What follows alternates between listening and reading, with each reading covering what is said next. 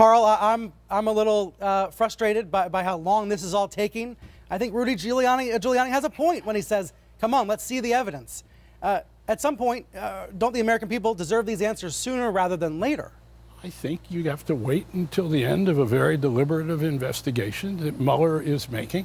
And what we know and what that Washington Post story and the New York Times story show is that Mueller is operating, as has been members of the president's own national security team, Mattis, among others, some people who are still there, some who have left, that indeed he has become a pawn of the Russians. Now, whether that is a witting pawn, an unwitting pawn, a half-witting pawn, that is something that perhaps Mueller's report will tell us, because one of the things Mueller is doing is that he is looking at the obstruction of justice by the President of the United States that seems to be apparent, and whether the obstruction itself has furthered Putin's aims and becomes part of some kind of collusive notion. You teed this up on Wednesday. I noticed this on Anderson Cooper's show Wednesday night. You teed up this exact point that the Post and the Times are now making. Let's play that clip first from Wednesday night.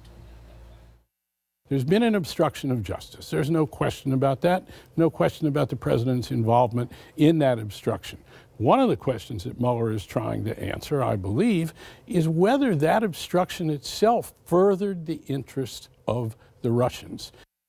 Bingo. You said the obstruction is not separate from the collusion question. These investigations are linked. This is exactly what these newspapers are signaling this weekend. So how did you know that? Where is this coming from? Well, first of all, the New York Times and the Washington Post were more advanced on the story than I was, but I did know something. And part of what I know comes from lawyers of some of the other defendants in this matter who have appeared before Mueller, including members of the joint defense team, which collaborates with the White House. And those lawyers believe the president has been lying at every turn about his relationship with Russia, about those of his aides. Look, let us look at all of the lies. Follow the money, follow the lies. They are all mostly and most vehemently about Russia, whether we're talking about Flynn, Trump, his son, Kushner, back to lying about questions having to do with Russia, about what happened at the Trump Tower meeting. The President of the United States drafts a totally false statement about what happened at that meeting that his son was at. Look, you set it up right. We don't know the answers. But what we do know is that Donald Trump has tried to convince us that unless there is some kind of smoking gun, a recording of him in the room with Putin saying, yes, Vladimir, I'll do you bidding, there's been, quote, no collusion. That's nonsense. What this counterintelligence investigation was about, unprecedented. The FBI, and this is not about the deep state, this is about the most serious counterintelligence people we have in the U.S. government saying, oh my God, the president's words and action lead us to conclude that somehow he has become a witting, unwitting, or half-witting pawn, certainly in some regards, to Vladimir Putin. Look, Trump keeps going back to the idea we need better relations with Russia. Could be. He could well be right. But from a point of view of strength, and what everybody can see is that he has not acted with Russia from the United States having a strength advantage with Russia. Rather, he has done what appears to be Putin's goals. He has helped Putin destabilize the United States and interfere in the election, no matter whether it was purposeful or not. And that is part of what the draft of Mueller's report, I'm told, is to be about. What fits hand in glove is both the cover-up and the possibility, likelihood. We know there's been collusion. We know there's been collusion by Flynn. We know there's been collusion of some sort by Manafort. The question is, yes, what did the president know and when did he know it? But also, it could be unwitting, half-witting. That's what we're going to find out. But the idea that this is just benign behavior and conduct, there is nothing benign about what the consequences of this have been. What the hell happened at Helsinki? Dan Coates the director of national intelligence still does not know Doesn't what happened at Helsinki, because the president, as that Washington, a great Washington Post story points out, hasn't allowed his aides to know or to say what they know about what happened at Helsinki and in his other meetings with Putin. Why is he so beholden?